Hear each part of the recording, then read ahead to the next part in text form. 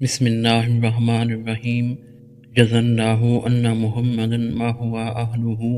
حضرت عبداللہ بن عباس رضی اللہ عنہما سے روایت ہے، انہوں نے فرمایا رسول اللہ صلی اللہ علیہ وآلہ وسلم نے سفر میں کبھی روزہ رکھا اور کبھی چھوڑ دیا۔ سنن ابن ماجہ حدیث نمبر 1661۔ حضرت عائشہ رضی اللہ عنہا سے روایت ہے کہ حضرت حمزہ بن عمر اسلمی رضی اللہ عنہ نے رسول اللہ صلی اللہ علیہ وآلہ وسلم سے سوال کیا اور کہا، میں نفلی روزے رکھا کرتا ہوں، کیا سفر میں بھی روزہ رکھ لیا کروں؟ رسول اللہ صلی اللہ علیہ وآلہ وسلم نے فرمایا، اگر تو چاہے تو روزہ رکھ لے، چاہے تو چھوڑ دے۔ سنن ابن ماجہ حدیث نمبر 1662۔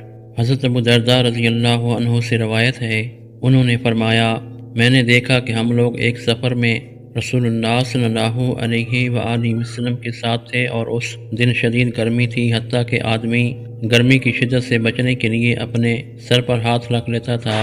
اس دن قافلے کے لوگوں میں کسی کا روزہ نہیں تھا سوائے رسول اللہ صلی اللہ علیہ وآلہ وسلم اور حضرت عبداللہ بن رواحہ رضی اللہ عنہ کے۔ سنن ابن ماجہ حدیث نمبر 1663۔ حضرت کعب بن عاصم رضی اللہ عنہ سے روایت ہے کہ رسول اللہ صلی اللہ علیہ وآلہ وسلم نے فرمایا، سفر میں روزہ رکھنا نیکی نہیں۔